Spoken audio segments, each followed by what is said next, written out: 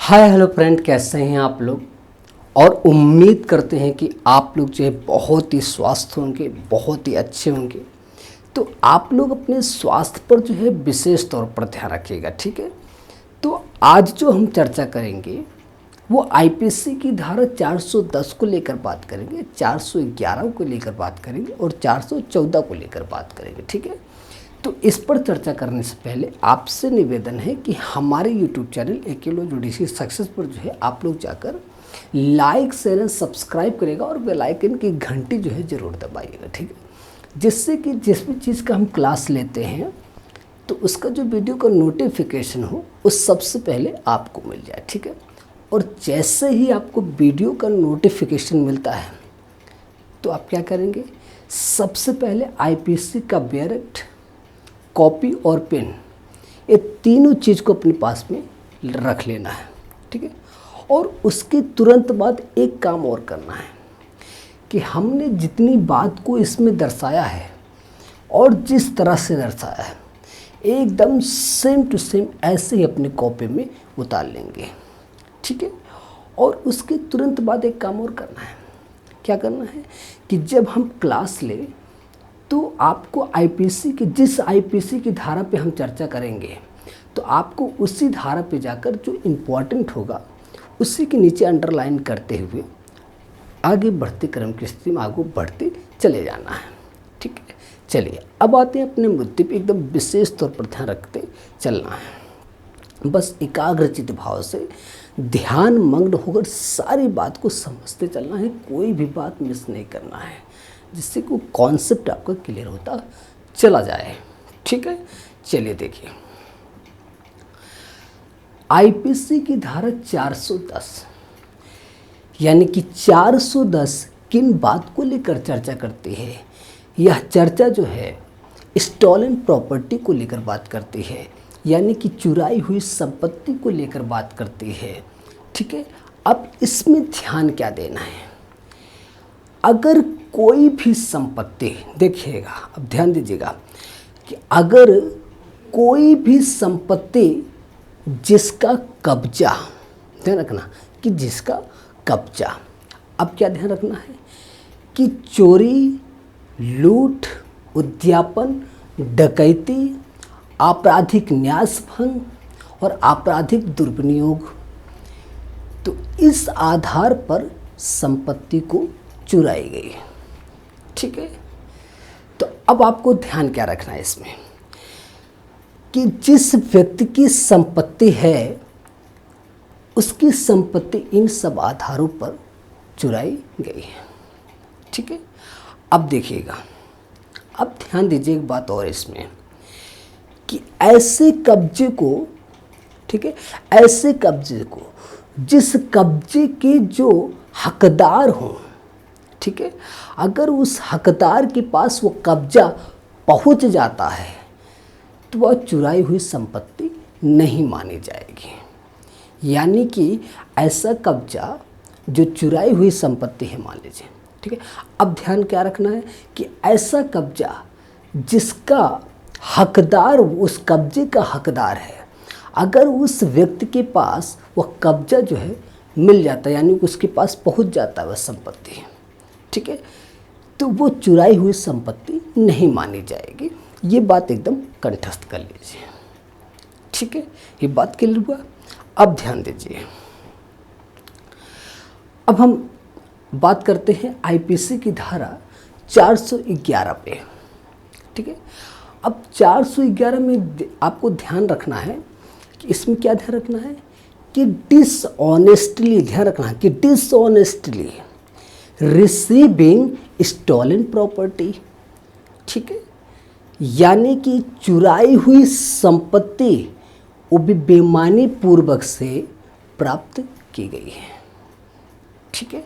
ये बात एकदम क्लियर करिए, यानी कि आईपीसी की धारा 411 में है, ठीक है। अब इसमें ध्यान रखना है दो बात को, ठीक है। आपको दो बात कौन सी बातें हैं, एक एक्टस रियस और एक मेंसरिया, ठीक है। अब देखिए एक्टस रियस के आधार पर क्या देखेंगे कि चुराई हुई संपत्ति को प्राप्त करना और उस चुराई हुई संपत्ति को रखना। ठीक है, अब इस आधार पर जो चुराई हुई संपत्ति है, जो एक्टस रेस के आधार पर है, ये आपने देखा। अब मेंसरिया में देखिए क्या है। ठीक है, मेंसरिया में क्या देखेंगे कि जानकारी है यानी कि नॉलेज है, या बिलीव है यानी कि विश्वास का कारण है कि वह बेईमानी पूर्वक से उस संपत्ति को प्राप्त किया है, यानी कि प्राप्त करने के आशय से उस संपत्ति को यानी बेईमानी पूर्वक से प्राप्त किया है। ठीक है, तो यह विश्वास का कारण है, यानी जानकारी है या विश्वास का कारण है कि उस संपत्ति को चोरी हुई है। ठीक है, उस संपत्ति को चुराई गई है यानी कि चोरी हुई है। अब ये बात ध्यान रखना कि प्राप्त कारित करना यानी कि उसको प्राप्त करना, वो भी प्राप्त करने के इंटेंशन से यानी कि आशय से। ठीक है, अब जब आशय से उस बेईमानी पूर्वक से उस संपत्ति को प्राप्त करना यानी कि बेईमानी पूर्वक से प्राप्त करना। ठीक है, तो ये बात आपको ध्यान रखना है मेंसरिया में। ठीक है, तो ये बातें क्लियर हुई। अब ध्यान दीजिएगा, जो सिद्ध करने की बात होगी, अब इसमें सिद्ध करने की क्या आवश्यकता है, देखिएगा। सबसे पहले ध्यान दीजिएगा कि जो चुराई हुई संपत्ति है, उस संपत्ति को प्राप्त करना या उस संपत्ति को रखना। ठीक है, तो इस आधार पर दो स्तरों पर ध्यान रखना कि दो स्तरों पर यानी कि मना स्थिति के आधार पर वो सिद्ध करना आवश्यक होगा। ठीक है, अब ये बातें क्लियर हो गई। अब आप ध्यान देना कि संपत्ति प्राप्त करने के लिए और उस संपत्ति को, चुराई हुई संपत्ति को रखने के लिए, ठीक है, आशय, ज्ञान और विश्वास के द्वारा, ठीक है, इंटेंशन, नॉलेज और बिलीफ के आधार पर उस संपत्ति को प्राप्त किया है। तो ऐसी स्थिति में जो पनिशमेंट की बात होगी, जो दंड की बात है, तो कितना होगा, वो 3 वर्ष के लिए कारावास या जुर्माने से दंडनीय होगा या दोनों से दंडनीय होगा। ठीक है, ये बात क्लियर हो गई। ठीक है, अब ध्यान दीजिएगा कि जो बेईमानी पूर्वक से, ठीक है, जो बेईमानी पूर्वक से संपत्ति को प्राप्त की गई थी, डिसऑनेस्टली रूप से जो रिसीविंग हुई स्टॉलन प्रॉपर्टी, तो इसमें आपको ध्यान क्या रखना है कि इस मामले को किस तरह से देखा जाएगा, यानी इस मामले को और इस परिस्थितियों के आधार पर इसे देखा जाएगा। ठीक है, तो इस आधार पर यानी कि बेईमानी पूर्वक से संपत्ति को प्राप्त करना। ठीक है, अब इसमें जो दंड की बात की गई है, क्या बात हुआ है, यानी कि इसमें पनिशमेंट 3 वर्ष के लिए कारावास या जुर्माने से दंडनीय या दोनों से दंडनीय होगा। ठीक है, यानी कि इसमें आपने देखा कि चुराई हुई संपत्ति को और बेईमानी पूर्वक से प्राप्त करता है।